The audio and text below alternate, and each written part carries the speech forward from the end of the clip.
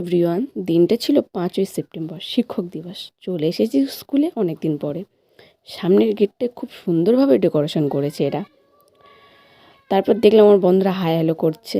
তারপর তারপর দেখলাম এরা আবার স্যারেরা গেট থেকে ঢুকতেই শুরু করে দিয়েছে পুষ্পবৃষ্টি। খুব সুন্দরভাবে সব কিছু করেছে এরা।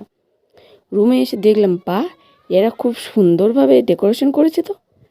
5-6-এর বাচ্চারা আবৃত্তি আর 11-12-এর মেয়েরা নৃত্য পরিবেশন করছিল। স্কুল আর কলেজের মধ্যেই এটাই পার্থক্য। এখন মনে হচ্ছে স্কুল লাইফের মতন আর কিছু হয় না।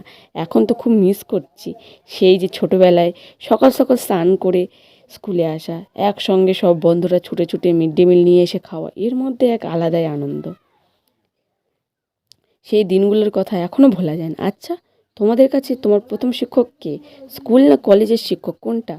আমার কাছে আমার বাবা মা প্রথম শিক্ষক। তাই সবাইকে একটা কথা বলবো, এই শিক্ষক দিবসের দিনকে বাবা মাকে কিছু দিতে না পারো, হ্যাপি টিচার ডে বলে বাবা মাকে উইশ তো করতে পারো। দেখবে ওনারা কতটা খুশি হয়। আমি তো আমার মাকে একটা শাড়ি আর বাবাকে একটা ডায়েরি দিয়েছি। এই ছোট্ট উপহার পেয়ে ওনারা যে কতটা খুশি, সেটা যদি তোমাদেরকে একবার দেখাতে পারতাম তাহলে হয়তো তোমরা বুঝতেই পারতে। ওনারা ক্যামেরার সামনে আসতে চায় না, তাই আর ভিডিওটা দেখাতে পারলাম না তোমরা শুধু একদিন বলে দেখো,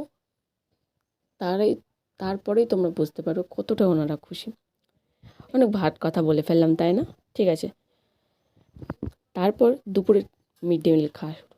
সেই যে কবে খেয়েছিলাম মিড ডে মিল, আর এই ভাত, ডাল, পটল আলু তরকারি, চিকেন আর দিয়েছিল বোঁদে।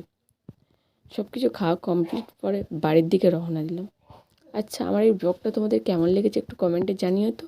আর কে কেমনভাবে শিক্ষক দিবস পালন করেছে সেটাও জানিও। দেখা হচ্ছে পরের ভিডিও। যদিও ভিডিওটা ভালো লাগে, লাইক, কমেন্ট, শেয়ার এবং সাবস্ক্রাইব। বাই।